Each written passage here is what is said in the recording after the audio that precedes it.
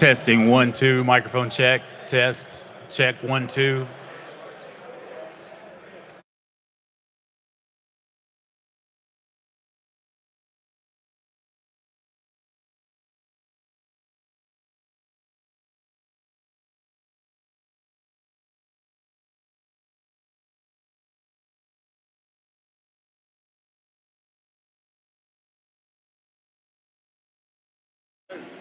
Testing check 1 2 microphone check.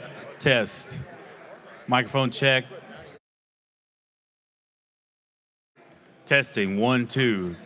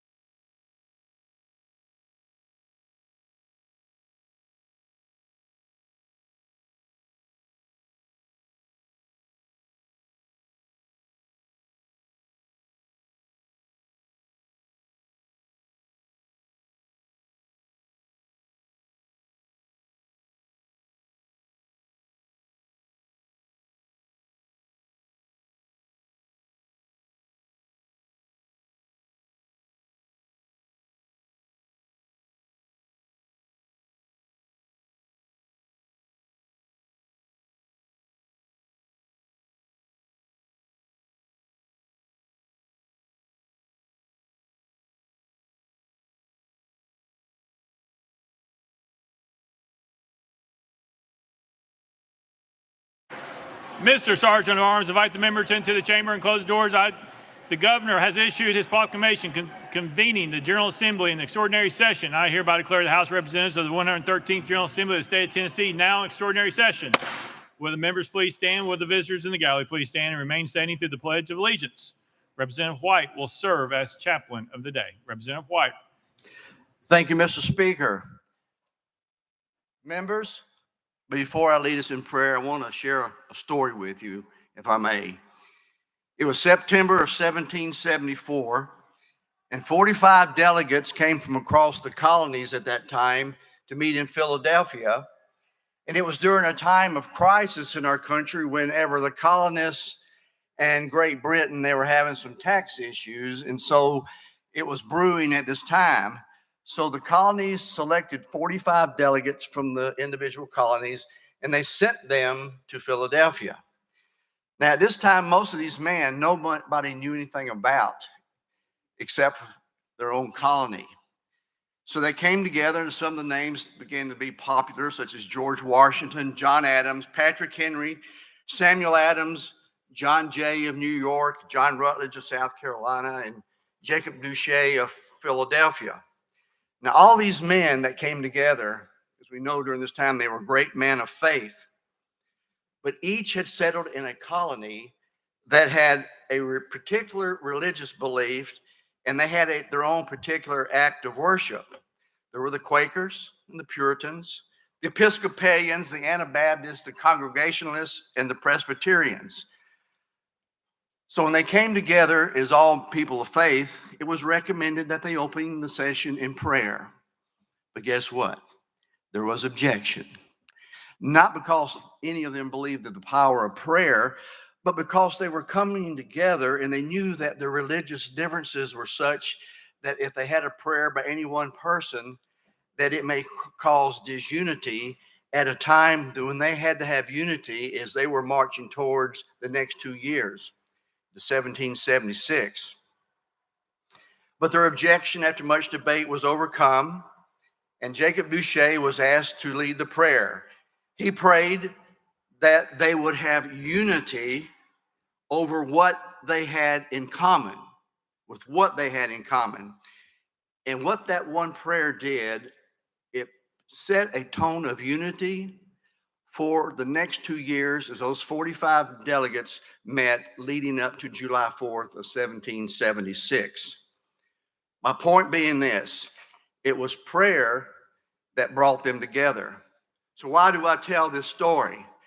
Because each of us have been called into special session to deal with the issues of our day, 250 years hence. For us, it is not the tyranny of another nation, but is that each of us come from a particular belief and thought. But what unified this First Continental Congress was a belief that above all else, they were servants of one God. So this week, I call on each of us to humble ourselves before the God that we all confess to believe in.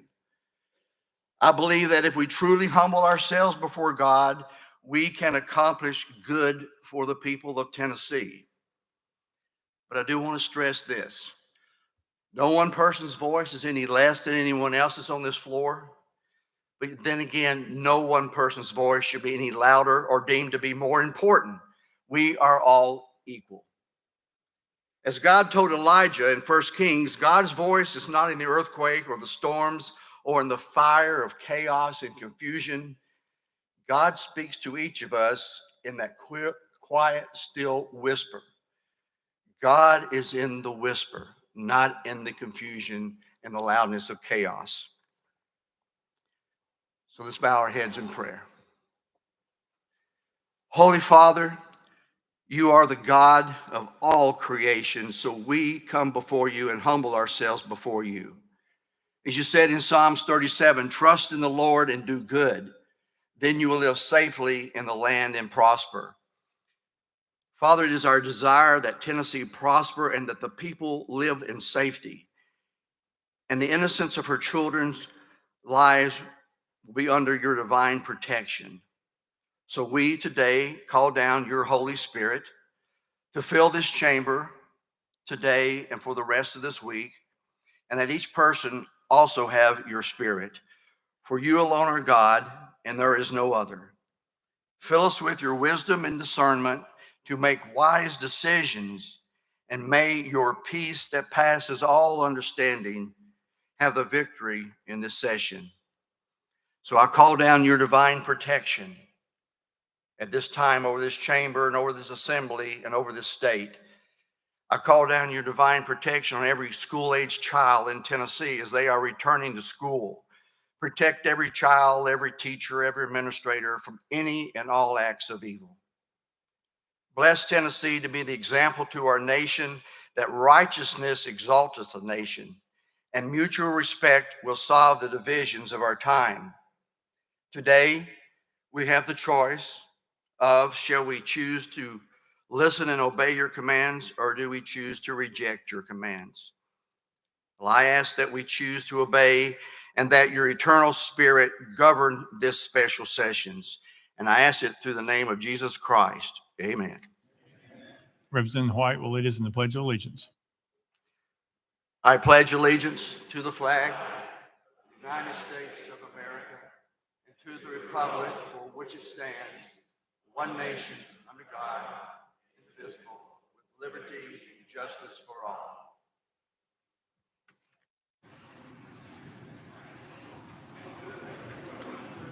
Mr. Clerk, please take the roll. Roll call.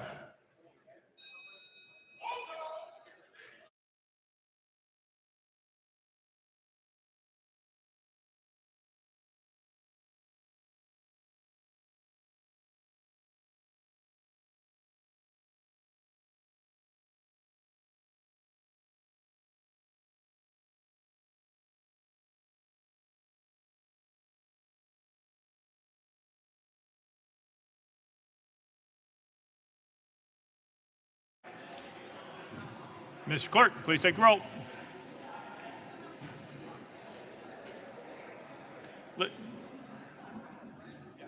Mr. Clerk. Mr. Speaker, 96 members present. Let journal reflect that Representatives Dixie and Hurt are excused. Next order, Mr. Clerk. Lear Lamberth, you're recognized.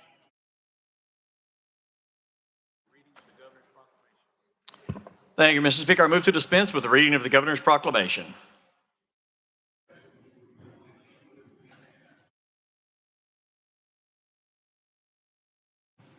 You've heard the motion, properly seconded.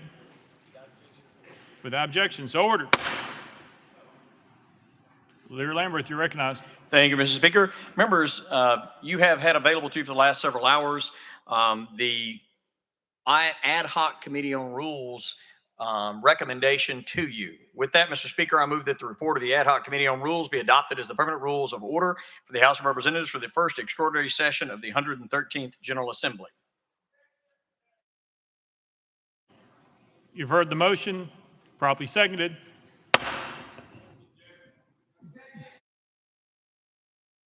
Discussion. Chairman Clemens. Thank you, Mr. Speaker. Are we going to be allowed to ask questions about these rules? Lear Lamberth. Yes, and in fact, Representative Garrett was going to kind of just run down and explain those. If he could be next on the list, Mr. Speaker, procedurally, we are now on the rules and can debate and discuss those for as long as we like. Chairman Clemens. And this vote will go on the board, Mr. Speaker. That's customary option, yes. Chairman Clemens. Thank you. I just want to make it clear. Appreciate it. All right, thank you. Representative Garrett, you're recognized. Thank you, Mr. Speaker. I'm pleased to present the rules from the Rules Committee, which were taken up today at 10 o'clock and voted on, and they were unanimously passed out of that committee. So a couple of summations on the various different changes to the rules. The first will be that what we typically refer to as the FLOMO motion, that'll be part of our permanent rules of order for this special session. So any bills will be subject to what we typically consider as the flow motion. That'll be part of the permanent rules of the extraordinary session. Getting to specific rules, under rule number 2, there is a change that will not allow any microphone that records on the House. That's a rule under rule number 2. The second rule is under rule number 2 is that if there's a material disruption caused in the House, that material disruption will be determined by the Speaker, and the House will decide that material disruption case without debate. If that material disruption is found to be indeed a material disruption of the House, the first offense is that you will not be recognized for 3 legislative days. The second offense for that material disruption, you will not be recognized for 6 legislative days. And if you are found in material disrupting the House for a third offense, you will not be recognized for the rest of that annual session. This rule does not affect a member's ability to vote on the floor. Under rule number 4 bans voice and noise amplification devices, flags, signs, and banners from the galleries. Under rule number 18, the change here is the member, as we discuss legislation from this well, if the member who asks questions somehow gets off the debate and they are called out of order for not being on topic, that member forfeits their time. If the member is called on the Speaker for a second time for being off topic, that will be sustained and be voted upon by the House on the board. If that order is sustained, the member will not be recognized for the rest of that legislative day. A third offense for being called out of order, for being off of topic from the legislation currently pending before the House, that legislation also will be on the board, and you'll be suspended for 3 legislative days of discussing anything on the floor for those 3 legislative days. A fourth time, you're out of order for material disruption determined by the Speaker, you will not be recognized for the remaining annual session. Again, this will not affect any voting members' abilities on the floor. Under Rule 18, also there's a change.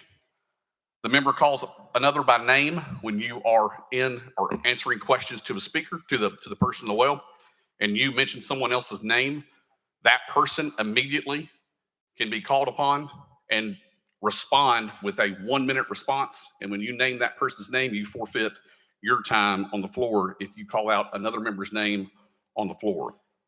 Under Rule 21, Rule 21 was amended by Representative Jernigan, and the committee accepted his amendment. That amendment allows 2 additional minutes for the Speaker or the person that's in the well if their 5 minutes is used up.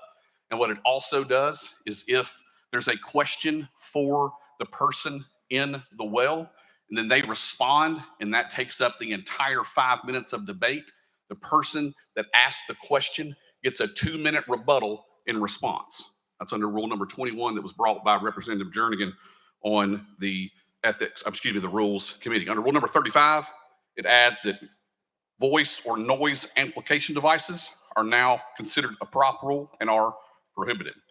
Rule number 60 sets the amendment filing deadline for the floor. In order to be considered timely, amendments must be filed at least 4 hours prior to the start of the session.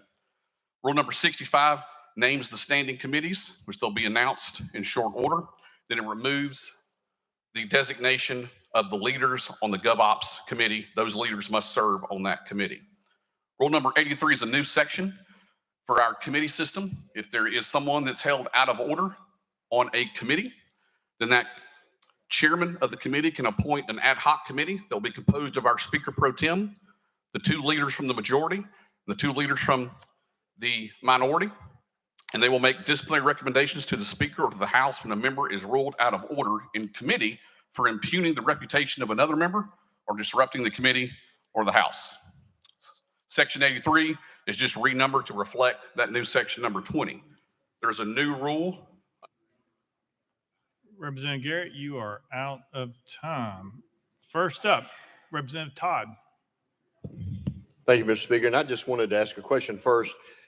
I think I heard you say when you started that this passed out of the Ad Hoc Rules Committee unanimously. Is that correct? Representative Garrett. That's right. Yes. The final rule package passed unanimously. Representative Todd.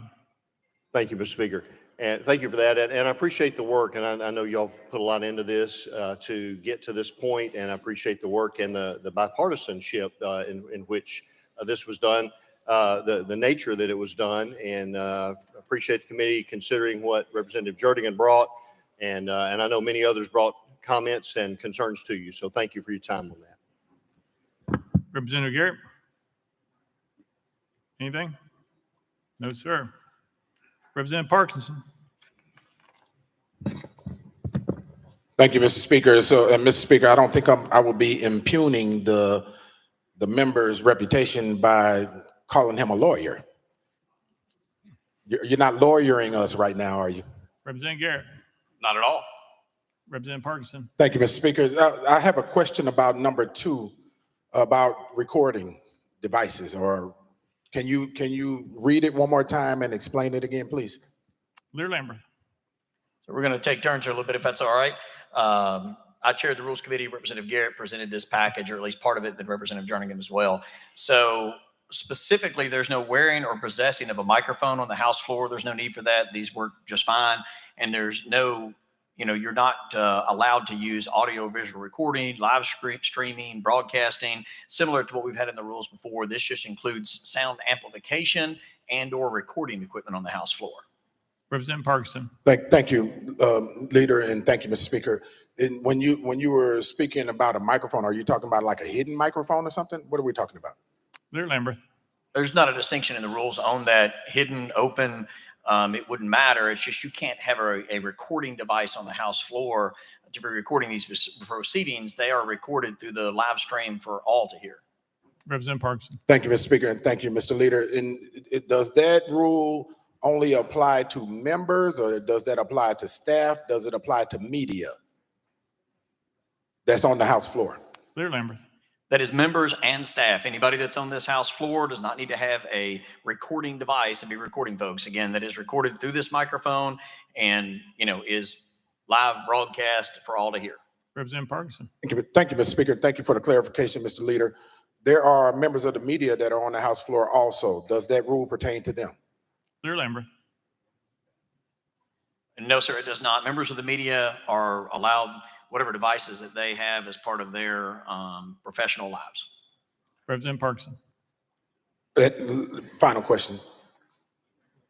When you say no recording devices on the House floor, are we talking about while we're in session, or are we talking about during presentations? Or are we talking about even when session is out and we're still on the House floor?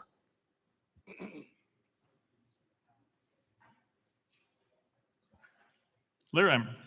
So it would be while we were in session. I mean, if we were not in session and someone wanted to come up here and they did that properly, then it would not apply to that circumstance. Or if they were in a committee room, you probably have given interviews at different times in a committee room that's empty. As long as you go through the proper channels for that, this doesn't affect any of that. It's just while that committee's in session, while we are in session here on the floor.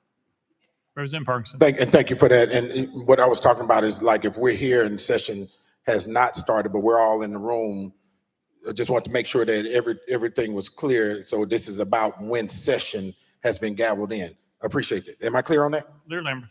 Yeah, until it's gavelled in, until we begin session, this would not apply. Representative Parkinson. Okay, thank you. Representative Shaw. Thank you, Mr. Speaker. Either sponsor. First of all, let me say it's been a privilege to serve on rules. Certainly, I enjoyed our conversation this morning. I thought we had a good, robust conversation. However, I did not vote on the rules that were added this morning, as you know, and I gave my reason why, because I thought that being a legislator and representing 70,000+ people, it's my responsibility to just conduct myself as a legislator on this floor. I appreciate those members who sent me here having enough confidence in me to come up here and act right. And that's my responsibility. I said this morning, when I walk through that door, and if I say good morning and nobody responds, that's okay. I've done my duty. I spoke. When I come in this legislative body and keep my peace and act like I should act, if nobody else does it, I've done my duty. And I think when we put this in the hands of, in this case, about 97 other members to decide basically what we're talking about doing, that we may be overlooking some things, because what I think is offensive, you may or may not think is offensive. I just believe that it is the speaker's responsibility to call me out of order if I'm out. And after so many times, whatever that rule is, he should have a right to call security and lead me out of this chamber if I don't act right. I think that's his responsibility. I also think it's the responsibility of each caucus to talk to their members and say, this is what you can and what you cannot do on the House of Representatives. I think that's the way we should handle this. But when we start saying that people can come and cannot come and who can do this, I think the comment was made this morning, this is the people's house. It belongs to them. And we are the people's servants, and we ought to act like that.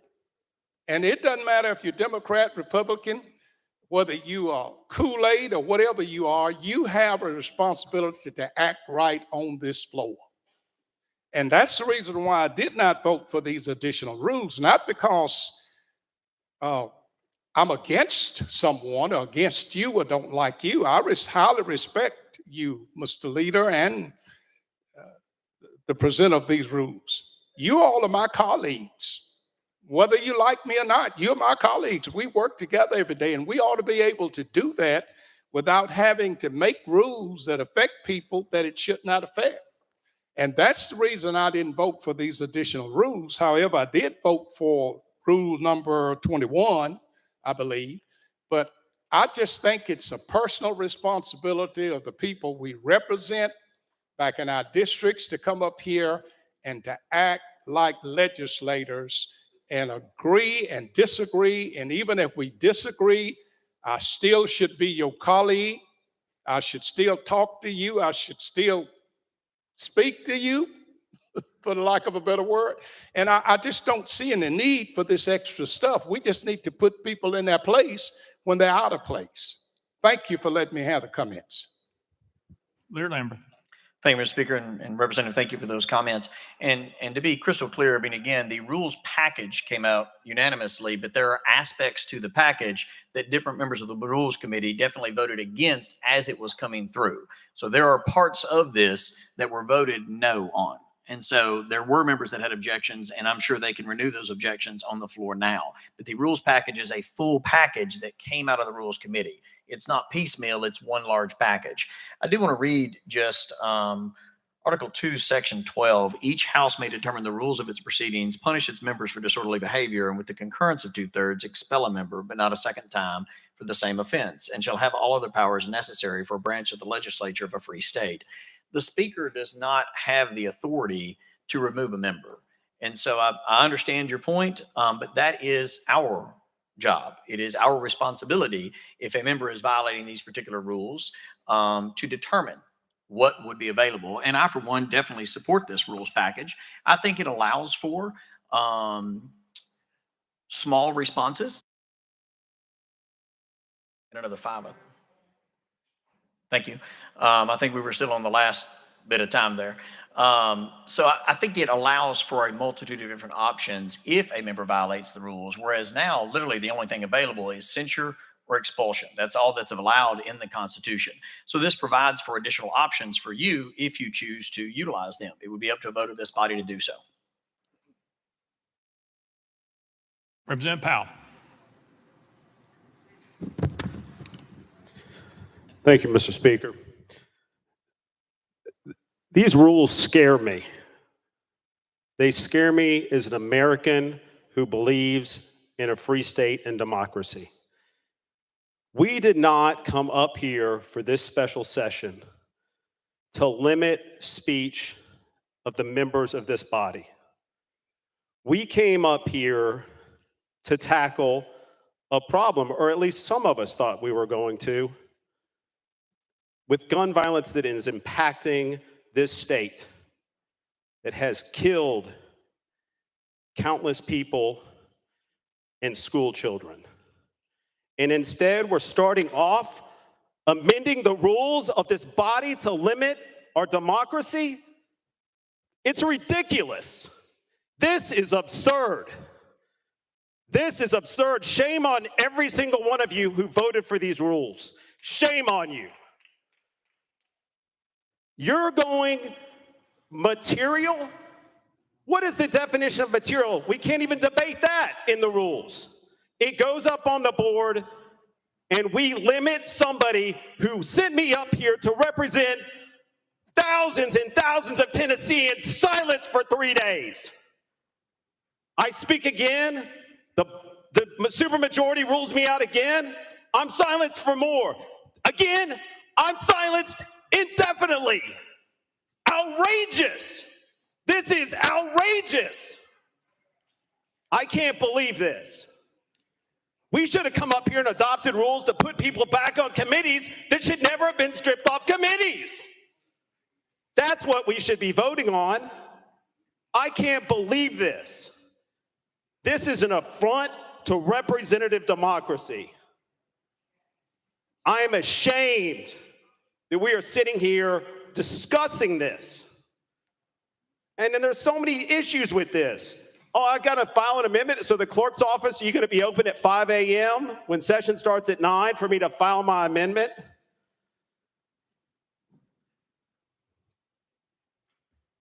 I think this is a dangerous step that we are taking. I thought it was a dangerous step the minute I pulled in the garage and I saw the halls of this chamber with more people with batons than people that were here to speak the truth and fight for justice. We've limited the people that can come up here and be in the gallery. We've given this side, I see chairs up there, yet the people are being kept outside. They can't come in. We have a press box for the press. I love the press, but this is for the people, not the press. Representative Powell, we're on the rules. You're going off the rules. We're debating the rules package before you. If you want to get back to the rules, that'd be great, Representative Powell.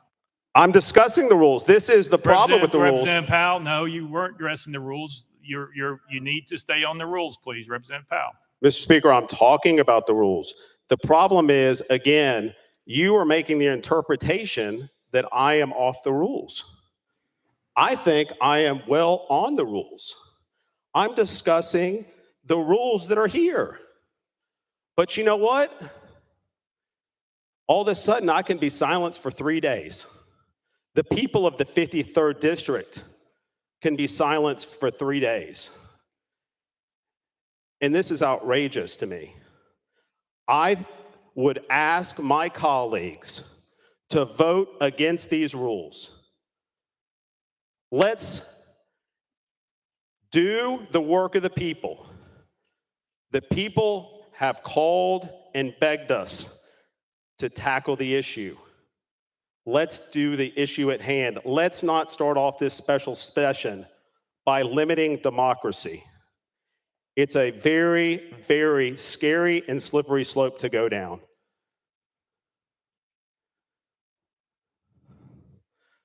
There are so many problems with this rules as I look through them again and again. And you know what? Not only can you be ruled out of order and not limited to speak, but maybe that first time people say, you know what? We want Representative Powell out of here. We're sick of him. You can still do that. You can still do that. You can silence me and then you can just kick me out. That's right there in the rules. I'd ask members to vote no. Leader Lambert. Thank you, sir. And we've served together for 11 years. And anytime you make any statement on the floor, it is always important to me. I listened to your statements today and I could not disagree more strongly. This is very simple and straightforward. Don't cause a material disruption. Stay on the topic of the bill. And at the end of the day, don't impugn another member or this body. Stick to the bill, stick to the policy. The folks that are here in the gallery and that have come down here for a special session that the governor have called have asked us to debate important issues. Let's stay on the issues. Let's not insult each other and impugn another member or the body. Let's do the work that we've been asked to come here and do. And if for some reason some member does not choose to stay within these rules, there are measured steps. That is democracy, sir. That is literally democracy. We listen to each other in debate. We vote the conscience of our district, and we make decisions that hopefully will make Tennessee a better place after we finish than before. This is simply a structure to do that. Representative Williams. Thank you, Mr. Speaker. Leader Lambert, I just had Leader Garrett, I just had a couple of quick questions. Under the rules of order from the last Tennessee General Assembly or the last session, if someone violated the rules, what options were available to them or to this body? I think there are two. Representative Garrett. Yes, the only options are censure and expulsion. Representative Williams. Thank you, Mr. Speaker. And so if we adopt these rules, I heard time after time after time after time again in the spring, we only have two options. We can censure somebody or we can expel them. This body chose to expel people because they couldn't follow the rules. So what you're saying is we've adopted new rules to give this body additional options, which they didn't have months ago. And those on the other side of the aisle are complaining that we actually gave them what they asked for. Is that what I'm understanding? Representative Garrett. That's exactly right. Representative Williams. Thank you, Mr. Speaker. Under Section 4 of the rules, I think this was the same rule as it was before. There is a new line that's added at the end. In that rule, it talks about things that people can bring or participate in the galleries. They can bring items or items that are prohibited in the gallery. And I heard you say galleries before. Many in this body serve as chairman or subcommittee chairman or something like that. The question is just for clarity's purposes, were any of those things available or is it only applied to the House floor or is it to the House floor and the committees? Because based upon the verbiage of the last sentence, it looks like it may only be the House floor.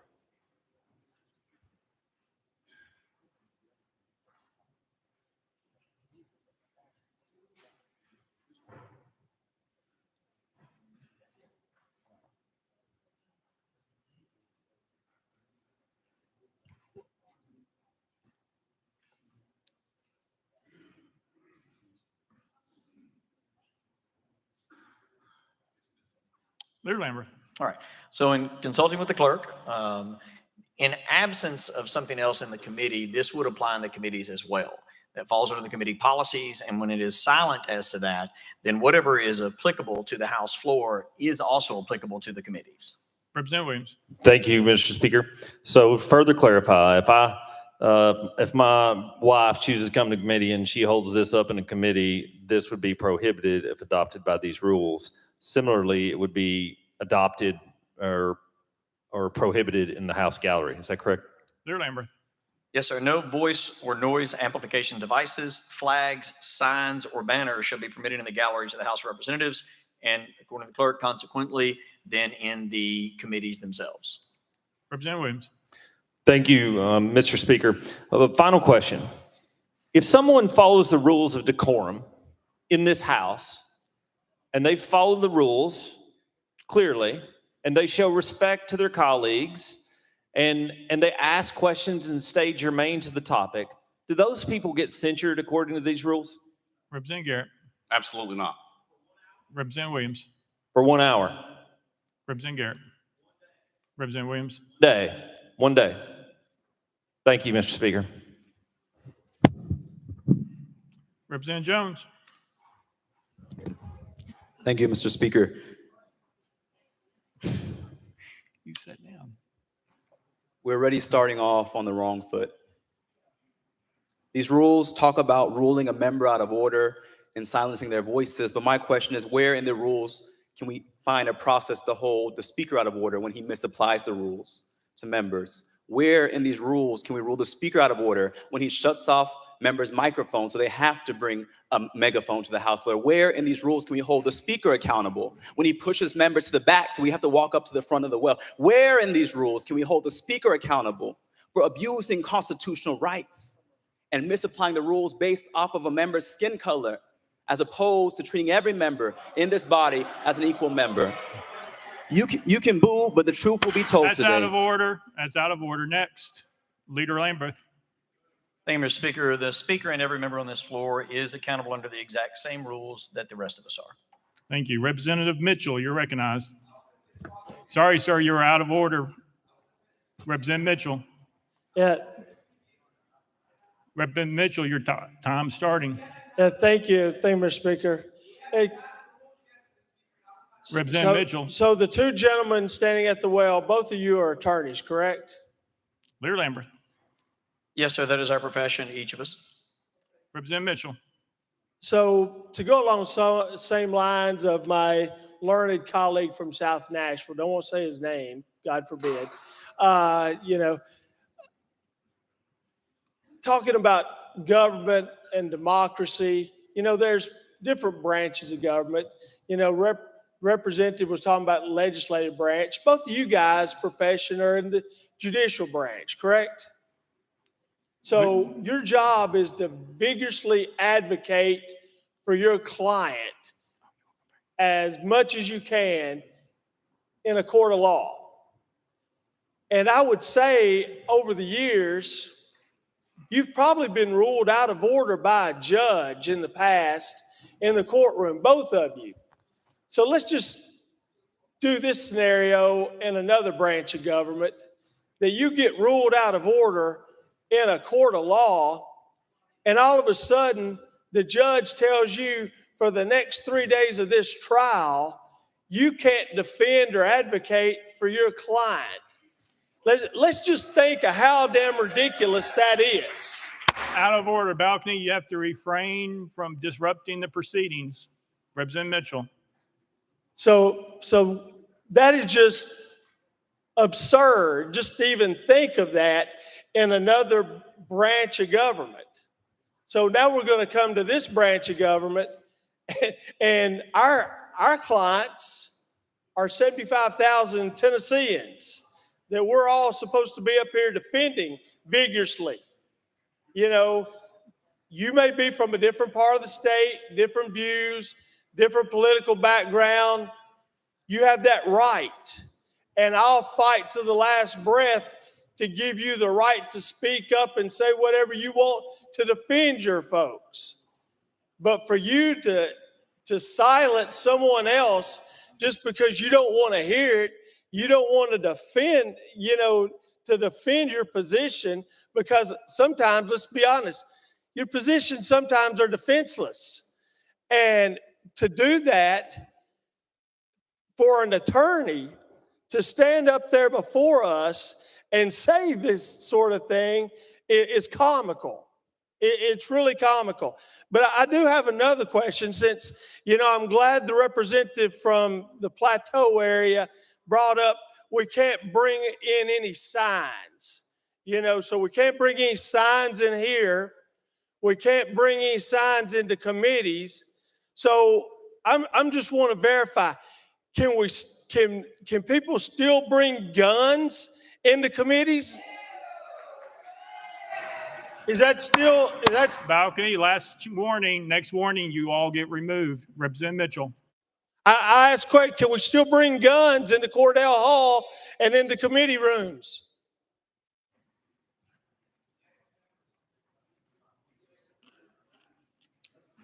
Representative Garrett. There's a lot to what the representative from Davidson County just said. And what makes us Americans, what makes us Tennesseans? It's the rule book. The rule book is our Constitution that we agree to abide by. It only works if we agree to those rules and abide by that as Tennesseans and Americans. In a court of law, for my friend from Davidson County, there's civil rules of procedure. If you're in a criminal court, there's criminal court rules of procedure. If you violate those, that judge can certainly slap you in contempt, put you in jail. Therefore, you can't advocate for your client. You can't stand in court and plead for their case. Here should be the same thing. You can't stand here, abide by our rules, that what makes us all representatives of this great house. We can't do that. Why have any rules? Why it be just chaos? Why have anything? Why be able to stand here and advocate for our constituents in any manner whatsoever? As long as we abide by the rules that we put place in this house, we are going to get things done for our constituents back home. If we have none, the judge could hold me in contempt and throw me in jail. That's not the solution that our constituents elected us to do. When we all abide by the rules, we are all Tennesseans and we are all Americans, because our rules are the U.S. Constitution and the Constitution of the state of Tennessee. Chairman Clemens. Your 5 minutes is up. Chairman Clemens. Representative Mitchell, you're out of order. Chairman Clemens, your time is starting. You have 5 minutes. The clock's not supposed to start until I start speaking. Well, you That's the just rule. That's the rules we're working under. All right, I have some questions here, legally based. Who makes the decision under Rule 2 as to whether a disruption is material or not? Representative Garrett. The Speaker. Chairman Clemens. Under Rule 18, who makes the decision whether a member's remarks fail to strictly conform to the question under debate? Representative Garrett. The body. Chairman Clemens. Who puts that vote to the body? Representative Garrett. Excuse me, Mr. Speaker. The Speaker will put the vote on the board for whether or not the ruling of being out of order is sustained. That'll be a vote on the board. Chairman Clemens. And that is an objection made from the body or from the speaker? Representative Garrett. That is actually the procedure that the rules promulgate. So it's not a choice of the speaker. That is what the rules say, that it has to go on the board. Chairman Clemens. Okay, and then there's, my previous colleagues have expressed their displeasure, with which I strongly agree, as to silencing the voices of their constituents for a certain amount of days and time for being ruled out of order, whether by the speaker or by this body. Explain to me how 3 days, 6 days, or any of those specified amounts of time were decided upon. Representative Garrett. For one, let's be clear. We have rules here that we're voting on. If a member decides to break the rules, they are silencing themselves, not this House. They are silencing themselves by breaking the rules. What came out of that 3, 6, 8 day was the deliberation of the Rules Committee. Chairman Clemens. 3, 6, regardless of how much time is specified, it seems quite arbitrary. So I want to know how 3 days versus 6 days versus whatever amount of time was decided upon. Representative Garrett. That was deliberation from the Rules Committee. Chairman Clemens. So what exactly is the compelling governmental interest in silencing over 70,000 Tennesseans' voices by an arbitrary decision of the speaker or this body voting along political lines for an arbitrary amount of time? What's that compelling governmental interest? Leader Lambert. Well, that's a complete mischaracterization of what this is. No one is silenced. Anybody can step right outside of this chamber, say whatever they want to the news. They can make any type of video and put it on social media. They can make any kind of statement. They can say anything you want to. Any member in here can. But when you're on this floor, there are rules that we have to abide by so that your voice and my voice are heard. If we're both just yelling and screaming over each other, not like we are doing right now, a back and forth, then democracy does die, because you can't have a reasoned, learned, and just reasonable debate about something. So these are very reasonable rules to try to make sure that that debate happens smoothly. Just like has been mentioned in a courtroom, and you, sir, as well are a lawyer, but the judge ensures that the lawyers, the witnesses, everyone in that courtroom follows certain rules so that the interest of justice are made. In this instance, with these rules, it is the interest of democracy that they are putting forward to ensure that everyone's voice is heard. Chairman Clemens. Thank you. I'm not sure that qualifies as a compelling governmental interest in restricting the free speech of the people who are elected to represent their 70,000 plus constituents on this floor and what they were elected to do. And it certainly doesn't seem like the least restrictive means of achieving your desired goal or your stated goal. So I think we're going to have issues with that should this ever be challenged in a court of law. Second of all, you know, it's interesting that my colleague from Shelby County harkened back to the days of the American Revolution. because I don't see in these rules changes any rules with regard to access to this Capitol or this galleries. And the father of the revolution, Sam Adams, one of his first things he did as a member of the Massachusetts legislature after they defeated the Stamp Act was to build galleries in the state legislature to be transparent and open to the people. We have limited participation and transparency in this government without even adopting so much as a rule formally to do so. And it's no coincidence that people are on the left and the special interests are on the right of the gallery. So let's be very clear about what is happening here. I have strong concerns about these rules. Finally, there's no amendment here to Rule 44 requiring the clerk to number the bills or resolutions that are filed with her. I filed multiple pieces of legislation that are not in our system and have no number. So I would like to understand why that is the case and there is no number to my legislation. Lear Lambert.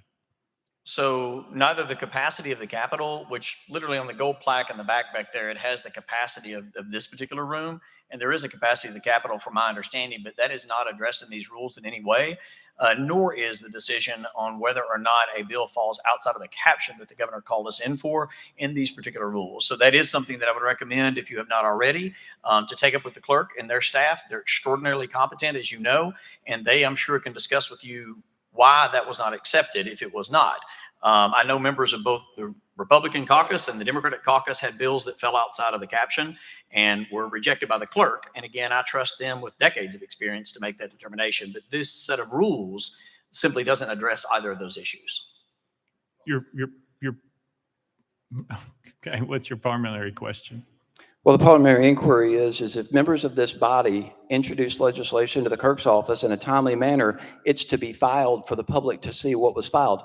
I don't see any rule or anything allowing those not to be posted for public consumption. Whether they're allowed to be discussed in a committee or not, they still are filed with the clerk and are to be assigned a number expressly under Rule 44. And we have not amended that rule here today. So I would like to know why my legislation and my colleagues' legislation designed to address the issue for which this special session was supposed to be called is not even in the public record. Mr. Clerk.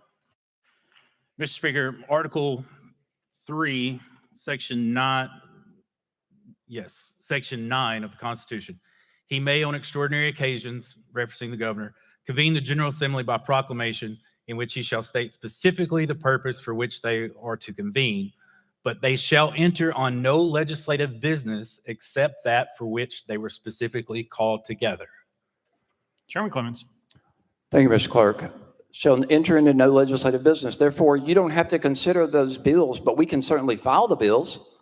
No legislative business means you don't have to debate them or discuss them. And I understand that rule has been made without anybody else's input. But the reality is that those bills should at least be filed. Once filed with the clerk in a timely manner, they're to be assigned a number expressly by our House rules, therefore made public.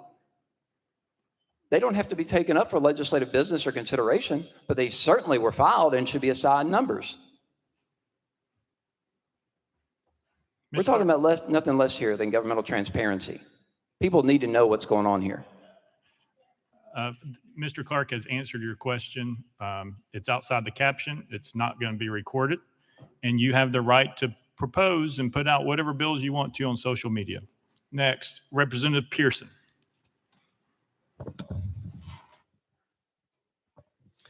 Thank you.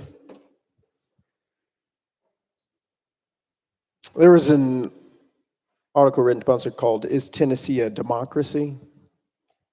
And I believe today we are getting a very clear answer that it is not. This is not how democracies operate. You want to talk about 1776, you realize that the people weren't cordoned off.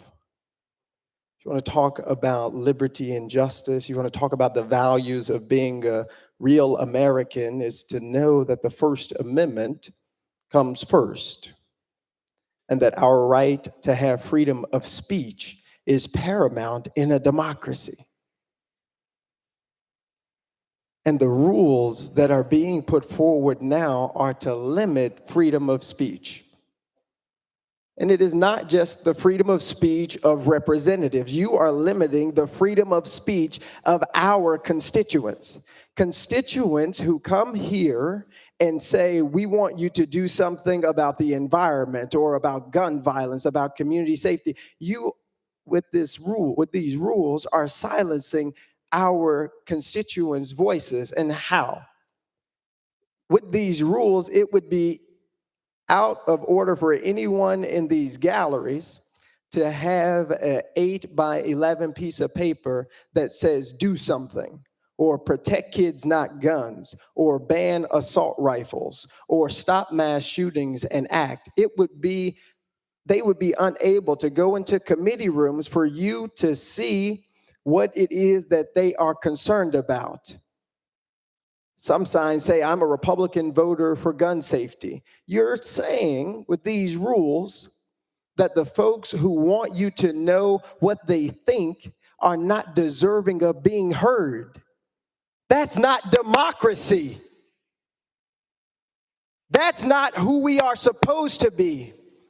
That is the abuse of power that got the country founded in the first place. This abuse of power through the rules that folks would be able to hearken back to and say, well, but they didn't follow the rules. But they didn't follow the rules. But they didn't follow the rules. But the rules were made unjustly. Many laws are being made unjustly. Many members being called out of order unjustly, and the opportunity to respond, to get your claim heard, is being taken away by these rules. And so for our constituents who are here and people who are in the galleries who've been forced to one side of the gallery so that lobbyists can be on the other side, are being denied the right to have their voices and their issues heard. And so I only have two questions. One is, where in these rules has it been made explicit that we were going to close one of the galleries to the public, from the public, and only allow press and media and lobbyists on one side, which hasn't happened before? My other question is back to what the former representative said. In these rules, have we changed it so that individuals with guns cannot come into Cordell Hall? Because that's a statement, even if you don't carry a sign. Leader Lamberth. All right, so a lot to unpack there, and thank you for your comments. This is actually a constitutional federal republic. So I know that words democracy and republic get interchanged sometimes, but it is a constitutional federal republic. And I don't see any need for us to yell back and forth. I'm just going to make a few comments, and I'll respectfully listen to you if that's okay. I just would like to go back and forth. So the rules do not address the issue that you mentioned as far as firearms. They do address signs and other things, but these particular rules do not address that issue. There is ample security available in the Capitol through the THP. I see no reason why a member would be carrying a firearm, but that is not referenced within here. It is also not completely a free speech arena. This is not the public arena. So you can't just shout out anything you'd like or say anything. It is supposed to be on the subject that we're debating. Otherwise, it would devolve into chaos. The way that you have a republic is that each of us got elected to be the voice of roughly 70,000 people. And I would like to listen to your points, and I would ask that you respectfully listen to mine so that we can have an exchange of ideas. If more people did it in the world, in my humble opinion, we would solve a lot of these problems that we face. Just yelling at each other back and forth doesn't work. And I don't want to eat up all of the time for that representative. Is it possible to get, is there a way, No, Mr. it's not. Leader Lamberth, you got 5 minutes. Mr. Clerk, is there a way that I can, in parliamentary inquiry, then on my part, is there a way that I can mention the member's name and give him an opportunity to respond to my comments? I did not intend to use up his time.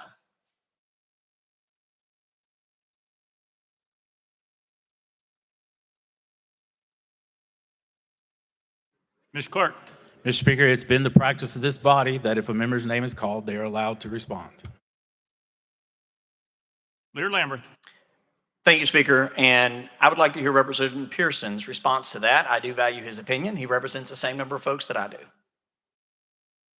Representative Pearson. Yep, I appreciate that. But what concerns me still with this, with these rules, is that it is creating processes to dilute the voices of people. say that representatives who get to this house have to act in a certain way, as some of the folks here have articulated. Our constituents who are coming here demanding that we act, demanding that we do something, demanding that they be heard, are being told that they aren't allowed to even have a piece of paper. Why are we scared of a sign? What is the sign going to do to you and our children? Nothing, because it's not about the sign. Just like some of these rules, it's not about keeping decorum. This is about power. And this is the misuse of governmental power and the abuse of power on the minority party. A lot of people who study federalism and government, you know, the factions, the people who advocated that the minority always have a voice, but this is what's going to happen. And I'll go to the rules here. You have at 2, in the 3rd paragraph, that if a member causes a material disruption to order under this rule, and the House shall decide the case without debate. Where is the democracy in that? If you say, as you just did with this extension of time opportunity, that it allows us to go back and forth, to talk through things, to figure things out, why is it that you all and the Rules Committee have put forward rules that can have members silenced without debate? It's not just there in the rules. As it relates to order in the gallery, the power of the people is disrupted. Any case of any disturbance or disorderly conduct in the gallery or lobby, the speaker or the chair of the committee of the whole shall have power to order the same to be cleared. There's not even a vote without debate. Again, if sustained by the House is another phrase that's used. If a member's remarks aren't exactly to the liking of one of these members in this building, they say if sustained by the House, if sustained by the House. So that means that people who are in the majority party can silence people without any votes from anyone else. Where's the democracy? If we are going to be true to the ideals, the ideas that folks are articulating, we have to vote against these rules in order that we might pass rules toward justice, that we might pass legislation that addresses the needs that got us here in the first place. And it wasn't to tell people not to bring signs that say, "Am I next?" and do something and ban assault weapons. That wasn't the purpose. It was to lift up the voices of people who can't speak anymore due to gun violence. And instead, it's becoming a bludgeon of an abuse of power by the members who passed this.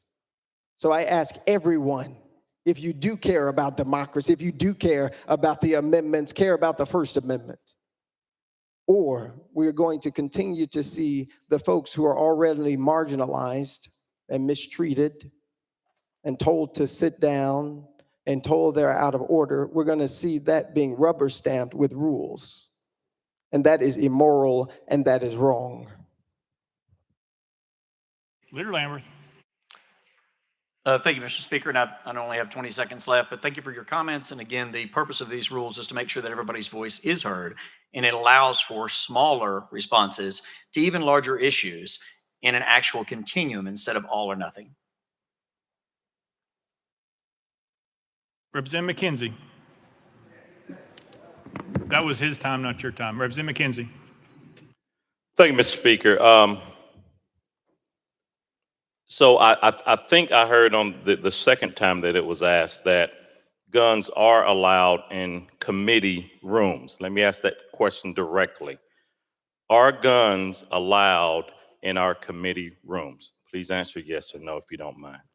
Leader Lamberth. So there is nothing in this rule that addresses that. I will tell you that in the Court of the Whole building, the rules of that particular building is that firearms are allowed in that building. In this particular building, it is my understanding that, at least what I've always been told, is that the governor makes a decision coming into this particular building on the first floor, and that firearms are not allowed in this building. But again, in the Court of the Whole building, definitely firearms are allowed by law-abiding citizens that are obviously permitted to have them. But in this building, as a general rule, they are not. Representative McKenzie. Thank you. And thank you for that answer, because it gets to what my colleague from Putnam County asked.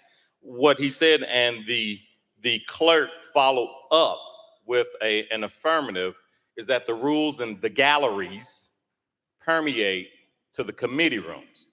You all deferred to the clerk, and he clearly answered that the rules of the galleries permeate to the committee room. So let me ask the question of the clerk. Does that now mean that guns are not allowed or never have been allowed in the committee rooms? Because you clearly said that the interpretation of the spirit of the law is that our rules permeate into committee rooms. Leader Lambert or Representative Garrett, whichever. I think Representative Garrett wants to answer that question. Let's let him try.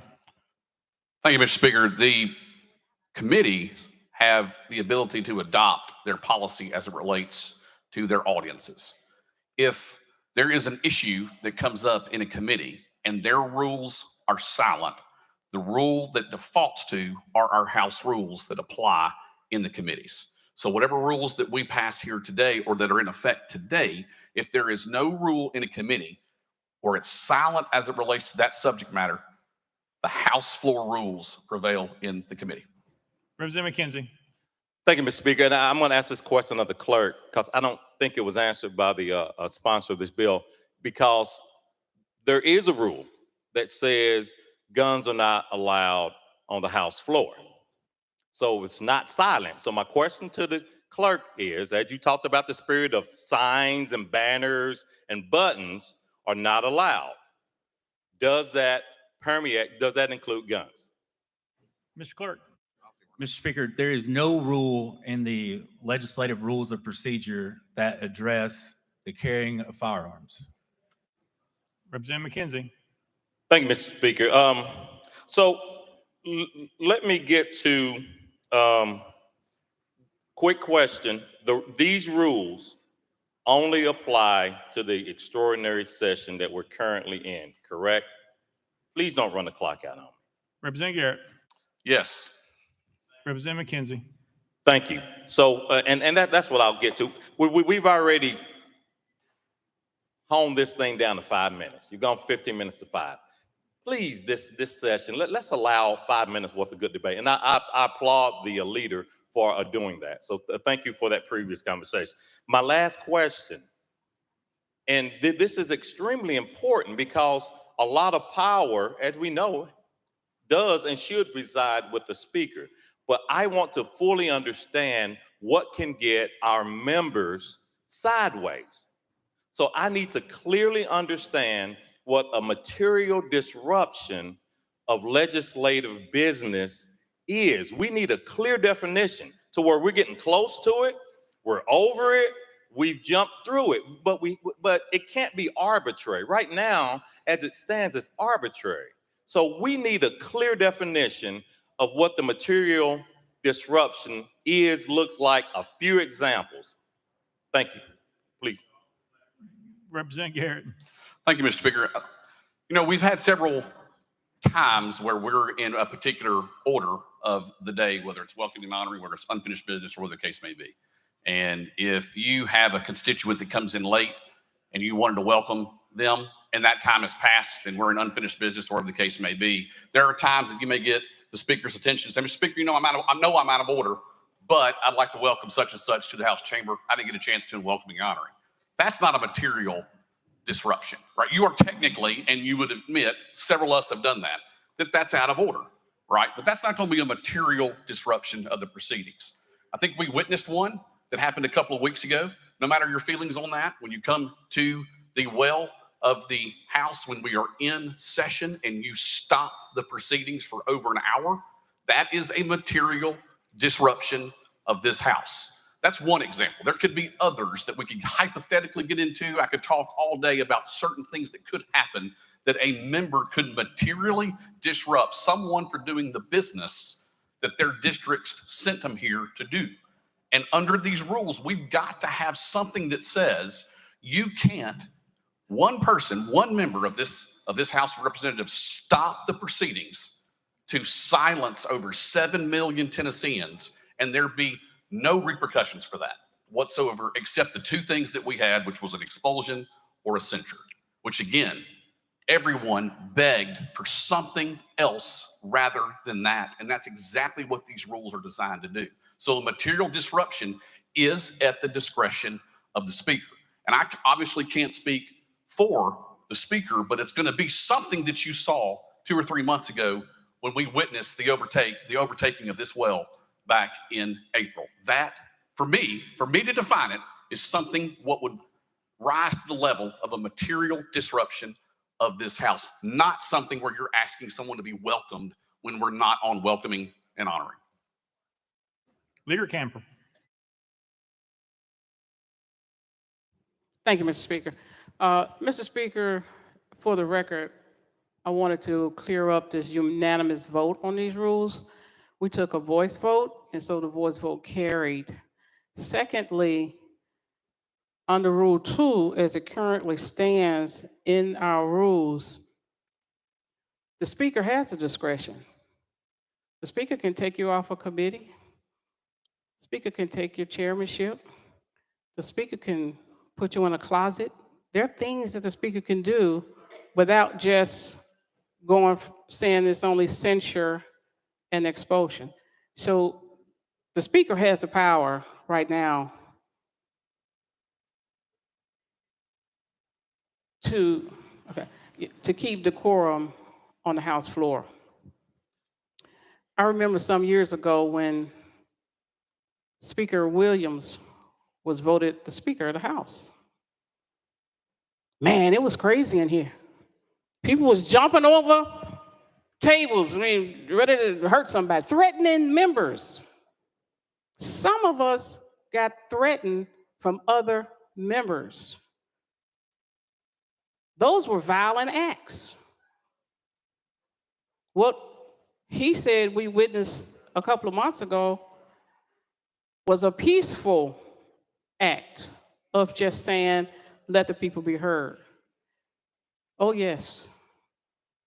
And members, they had their weapons on them in this chamber. And they was coming across the table, threatening to, I hurt you for your vote, for what you did to us. We didn't have a bunch of rules to change it. We didn't say we're going to change it and do all of this stuff, but that's where we are right now, unfortunately.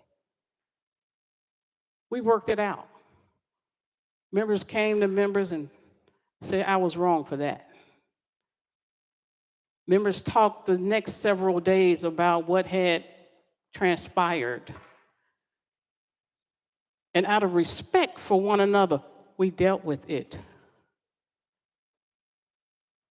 We didn't say we're going to just change the entire system because of one incident when Kent Williams was elected Speaker. And right up here was a big banner. It was rolled up, and it was going to roll out depending on the vote. It didn't go the way it was expected to go, so it never rolled down. But people understood, okay, we can handle that. We could deal with that. We didn't change the rule because the Speaker had the power to decide how he was going to manage his House floor, how he was going to put members together to work it out. And you have that same power right now, Mr. Speaker, to do that. We don't have to go this far to achieve the goals that we want in this body. And we have respect for one another where we could be able to work it out. But for some reason, we're at this place right now of these extreme wings. We got to go to the extreme measure versus compromising, having a conversation, working it out. We need to get back to that. We need to get back to working with each other to solve these problems and not going as I put it, off the cliff. My colleague told me, well, no, you created the cliff. Mr. Speaker and members, I'm asking all of us to just stop for a moment and take a deep breath. And let's just see if we can work these things through without limiting people's ability to talk, without limiting the voices of the people who want to be here and just want to be heard. Because when we do that, we create more problems than we solve. And then we'll come back with another set of rules to try to fix that problem that we didn't necessarily have to begin with. Thank you, Mr. Speaker. Leader Lamberth, Representative Garrett, anything? Nope. Representative Bolso.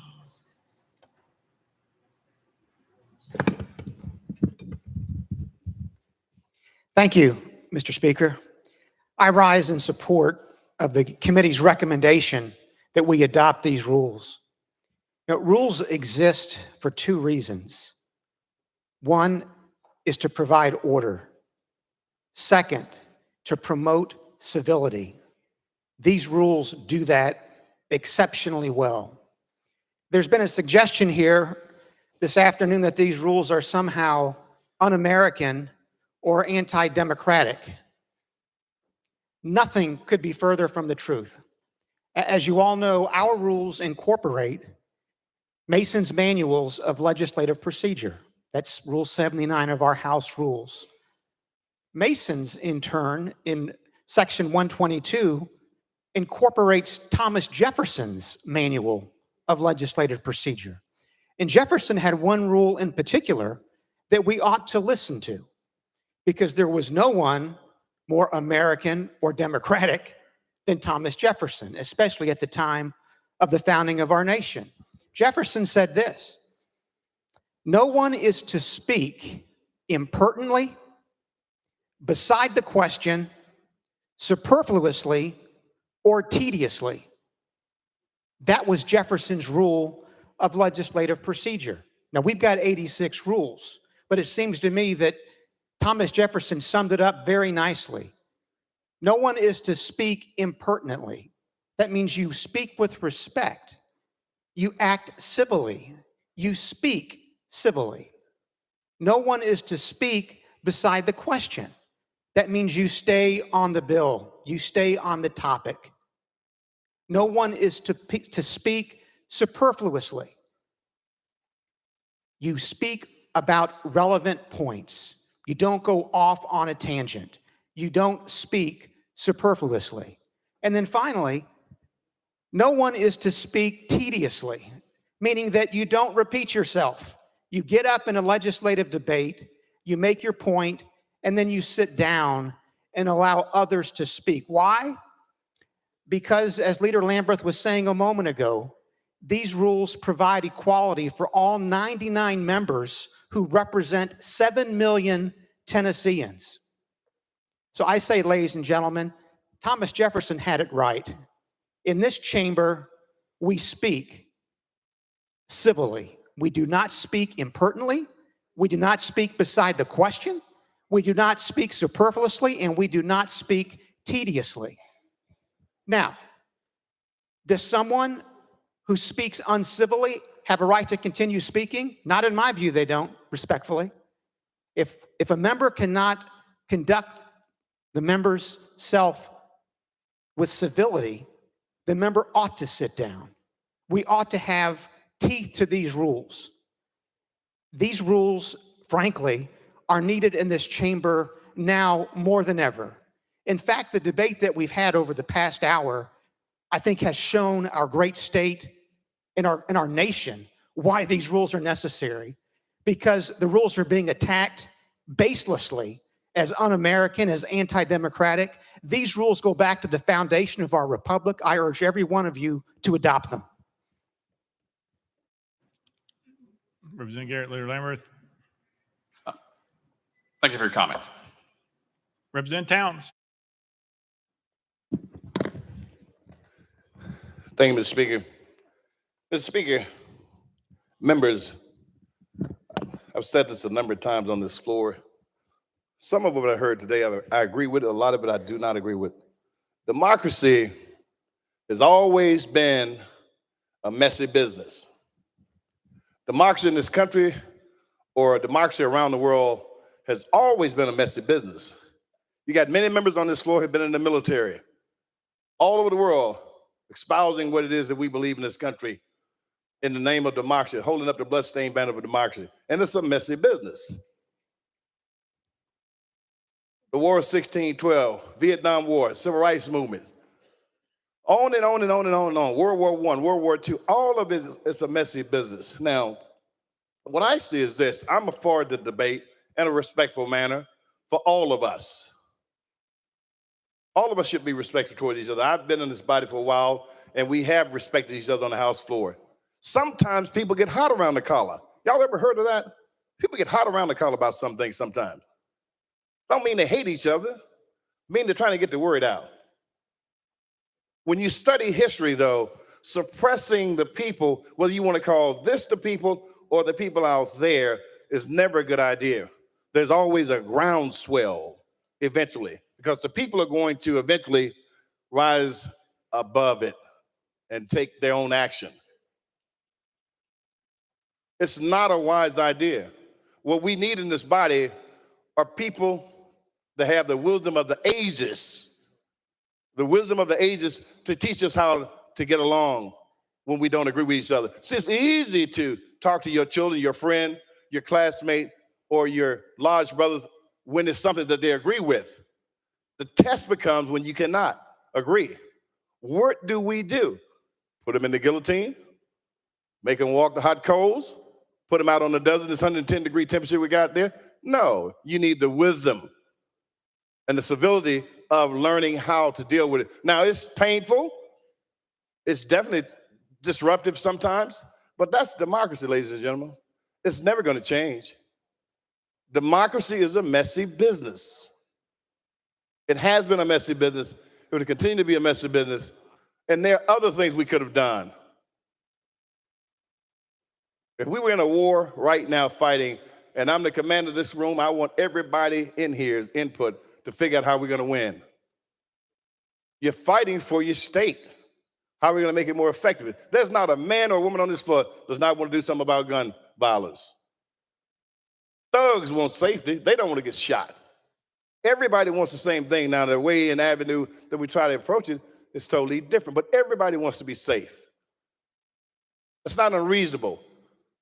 But without the conversation, we'll never get there. I submit to you the conversations rules the nation. Conversations rule the nation because you have to communicate. You're a top general, you got to communicate to your troops. You think the troops love everything you say? No, they don't. They follow through and they do it. We must be able to talk. Silencing the people is never a good idea. Now, can the people go too far? Sometimes they do. That's what rules are for sometimes. Okay? Can I go too far? Of course I can. Anybody can go too far. But by the same token, you should want to hear what I have to say. When people pipe down, as old folks say, cool down and settle down, you tend to get something out of it if you want to. But when I make it a vengeance and I want to be retaliatory, I'm just mad, I'm angry about it, I can't get to it. We're still going to have to figure out how to resolve some of these problems. And I'm going to submit to you the conversation rules the nation. We need to have more conversation about these things. We need to learn how to be more civil towards each other. We've done it before. We can do it again. And if we don't need it now, I don't know when in the world we're ever going to need it. We need it now. Speaker, thank you. Leader Lamberth, Representative Garrett. Nope. Representative Warner. Thank you, Mr. Speaker. I move previous question. Previous question been called. There's objection. We're on the board. We're voting on previous question. All those in favor, vote aye when the bell rings. Those opposed, vote no.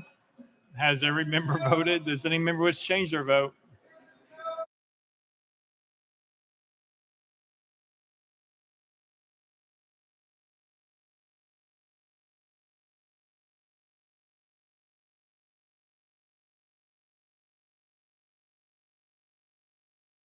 Mr. Clerk, take the vote.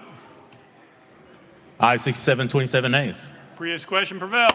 We are voting. All those in favor of adopting the report of the Ad hoc Committee on Rules as the permanent rules for the order for the first extraordinary session, vote aye when the bell rings. Those opposed, vote no. Has every member voted? Does any member wish to change their vote?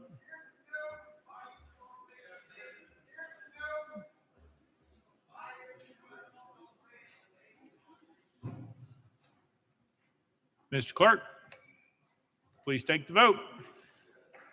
Aye, 73, 23 nays. The rules are adopted. Without objection, the motion to reconsider is tabled. Next order, Mr. Clerk. Welcoming and honoring. Welcome and honoring. Anyone seeking recognition? Chairman Clemens. Thank you, Mr. Speaker. Ladies and gentlemen, I'd just like to take the opportunity, as we all know, this summer we lost our dear friend and colleague, Representative Bill Beck. Before I ask just for a moment of silence to think about him and his family, and I'd just like to add the granddaughter, his first grandchild, that he was so excited about. If you talk to him, that's the first thing he told you about. She was just born last week. And so before we have a moment of silence for that blessed child and that family, I want to take this opportunity to represent the gentleman who was appointed by our Metro Council to temporarily fill his seat, Mr. Anthony Davis. If you would all welcome Mr. Representative Davis for me.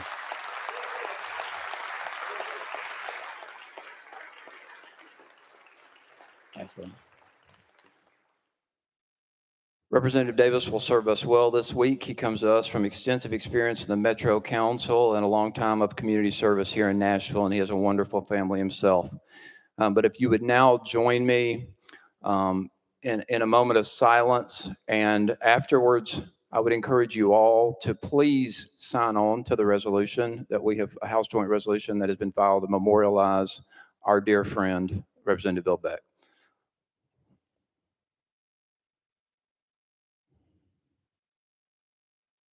Thank you, Mr. Speaker. Thank you. Representative Johnson. Thank you, Mr. Speaker. I'd like to honor Ryan McDonald. Today is the 15th anniversary, August 21st, 2008, when we had a shooting at Central High School. Both police officers were in the cafeteria when it happened. Ryan McDonald was 15 years old. He's a fun kid, kind of a jokester. He was always cutting up. He was one of our special education students. I was sitting in my classroom preparing for the morning. Kids were always in the cafeteria having breakfast until bell.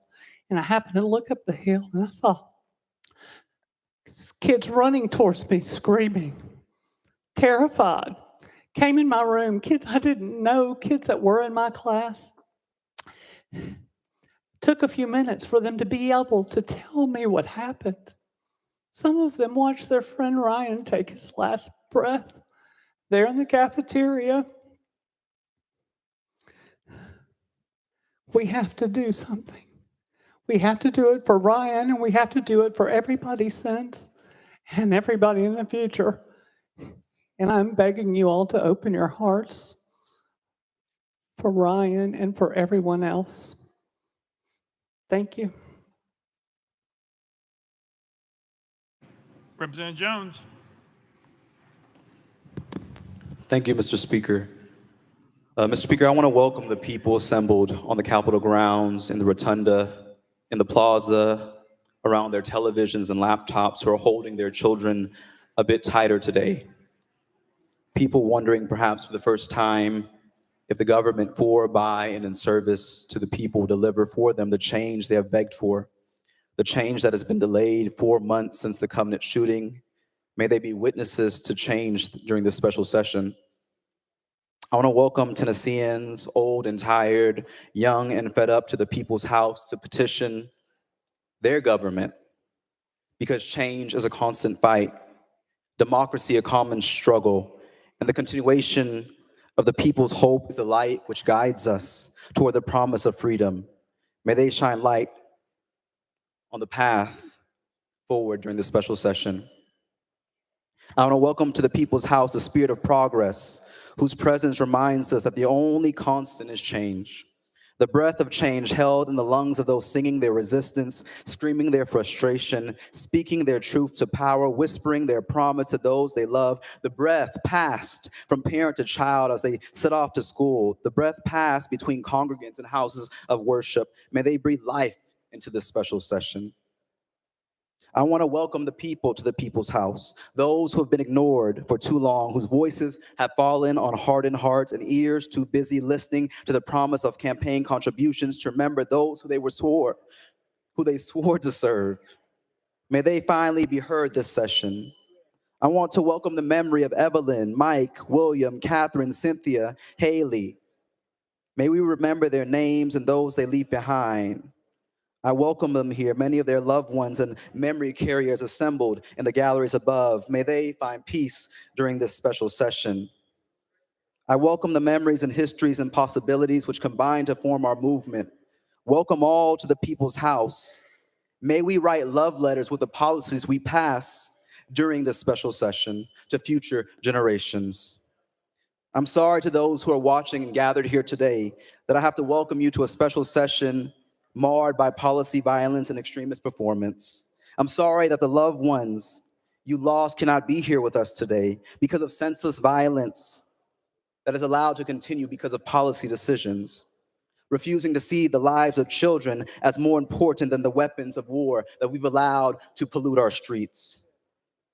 But most importantly and lastly, I want to welcome into the People's House the generational promise of justice, passed from the moment of the first people resisted on this land of Tennessee until now, those who stewarded by their emboldened call to stand for the disenfranchised, the marginalized, and neglected. I want to welcome the voice of the people to the People's House.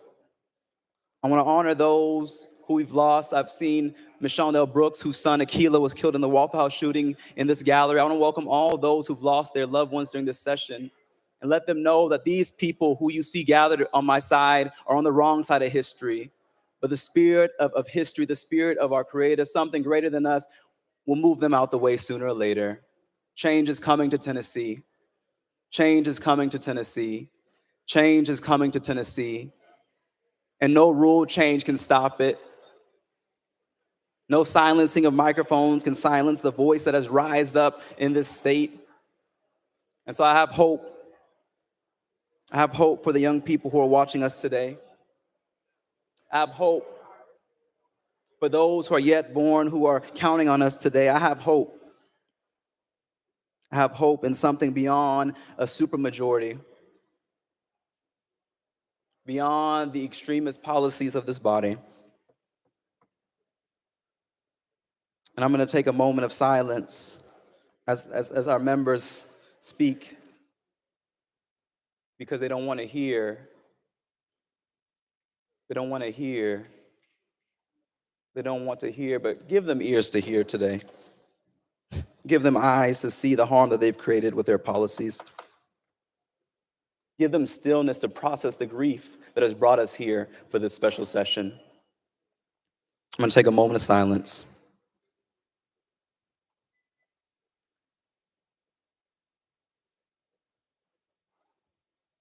Let it be so. Representative McKenzie. Thank you, Mr. Speaker. On last Saturday, we funeralized a Knoxville icon, Coach Bob Black.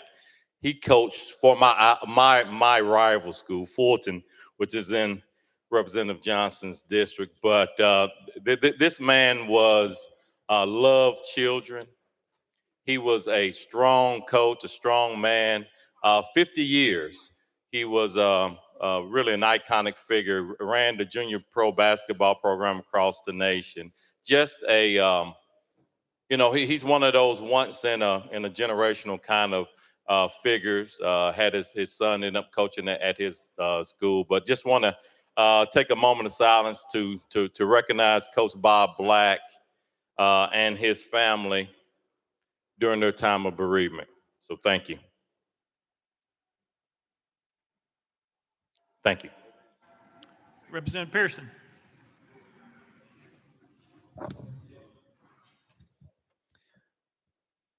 to this gallery of people who continue to fight, who have marched today, have signs today asking for us to do something.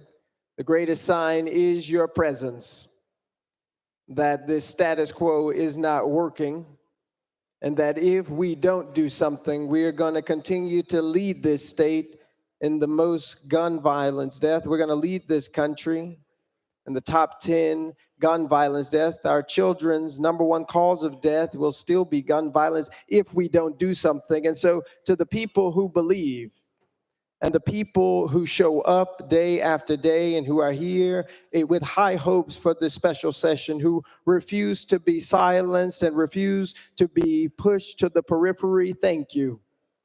This is our house. This is the people's house, and you all belong here. And your voices and your ideas are worthy, and your stories are worthy of true consideration. You do not deserve rules that try and silence you, that try and stop and hinder our democracy. But as always, we must march on and press on to build the state that's better for everybody anyway. And to the mothers, the fathers, the aunts, and the uncles who I know are here, who held vigil yesterday and spoke today, mothers like Mrs. Lavonda Thorne Henderson, whose son Larry Thorne was killed because of gun violence.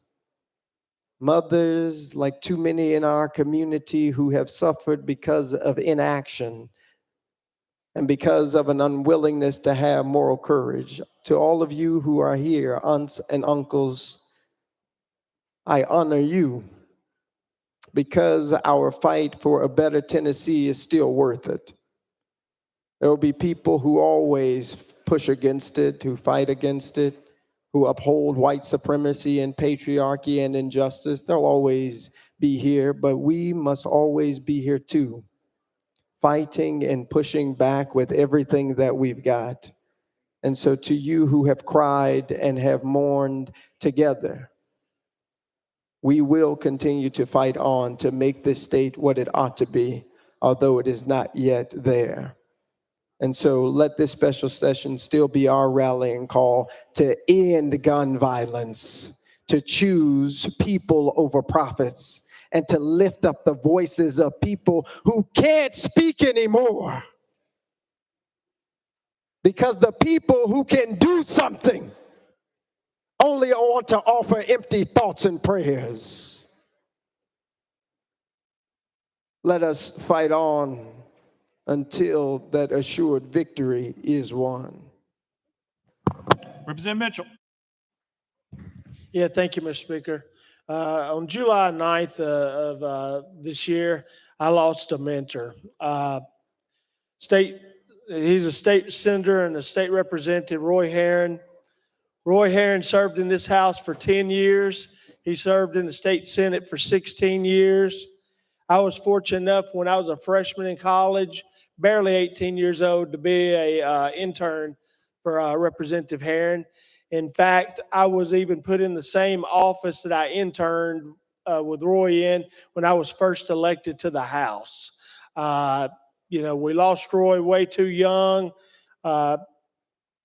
I just wanted to have a little moment of silence for Roy Herron. Thank you. Thank you, Mr. Speaker. Representative Towns. Mr. Speaker, two things. First one is my colleague, my chairman, talked about our beloved brother Beck, our dearly departed brother, and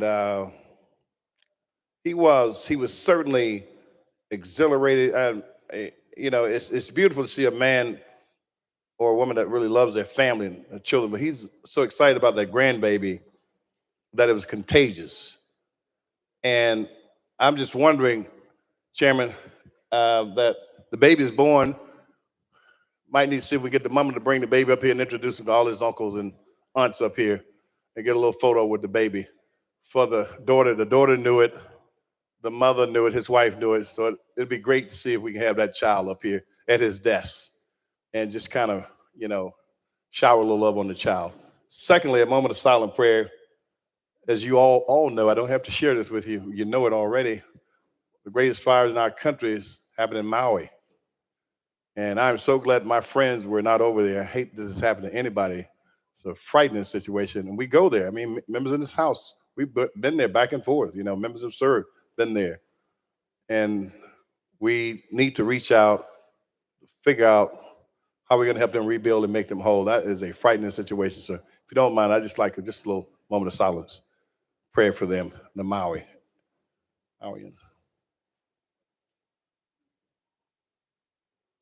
Amen. Thank you. Leader Camper. Thank you, Mr. Speaker. Mr. Speaker, members, many of you all know I'm running for another office. And my best friend, campaign manager, I've been known for probably 45 years of my life. He passed on August the 6th. And ironically enough, that day it's a group of us that were at UT together, and the other one of us that are still here, it was her birthday. So it was a tough day for us. And God's been good. He's been blessing us through it. But he's in a better place. And I just would like you all to keep me and our families in your prayers. So just a moment of silence for him, his family. My family's been so close to him over the years. Just a moment of silence. I appreciate it, Mr. Speaker, members.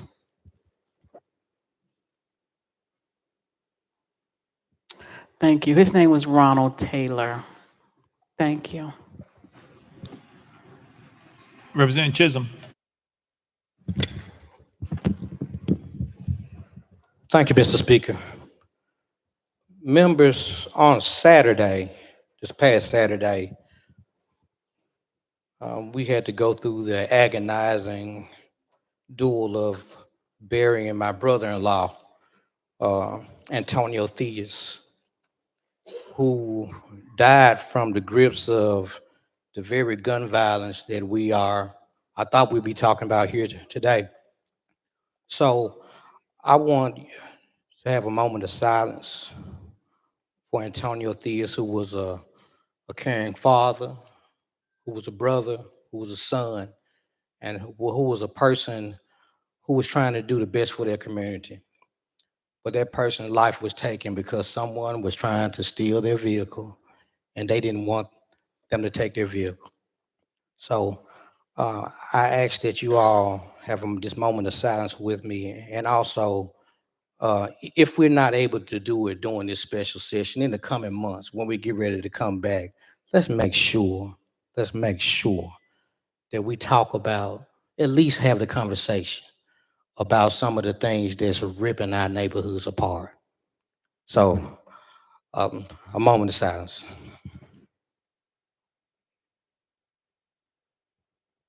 Thank you.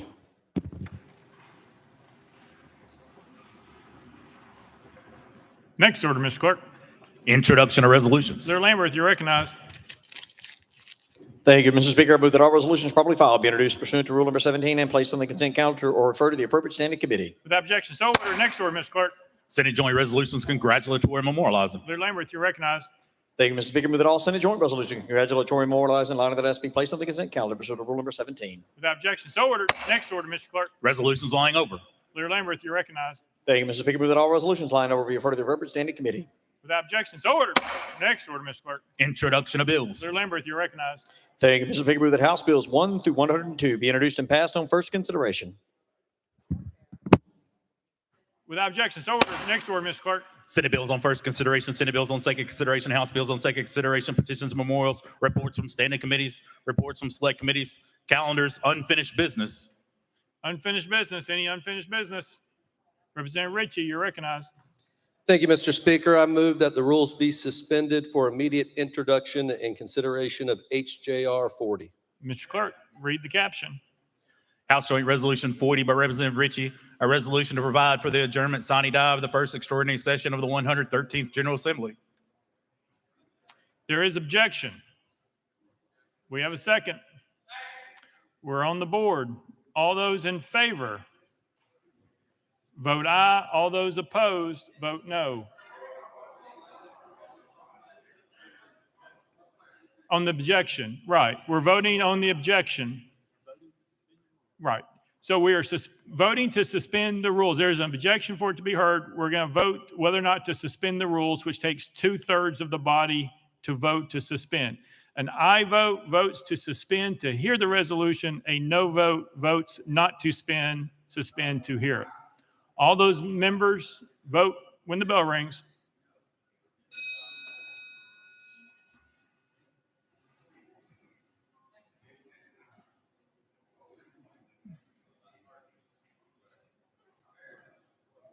Mr. Clerk, take the vote. Aye, 6, 85 nays. Having failed to receive 2/3 majority of the vote to suspend the rules, fails. We're under unfinished business. Representative Hardaway, I failed to see you recognized under prior. Was there something you'd like to say, sir? There was, Speaker. However, I don't even see her, so I'll wait until tomorrow to introduce you to Clara Hutton.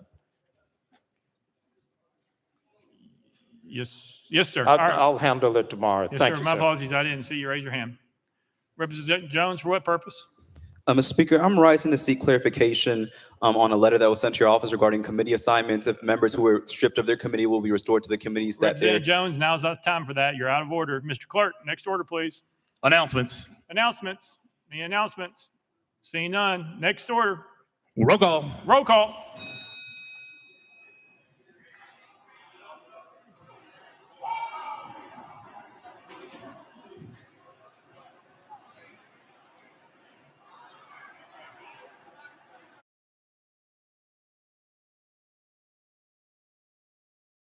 Ms. Clerk, please take the roll.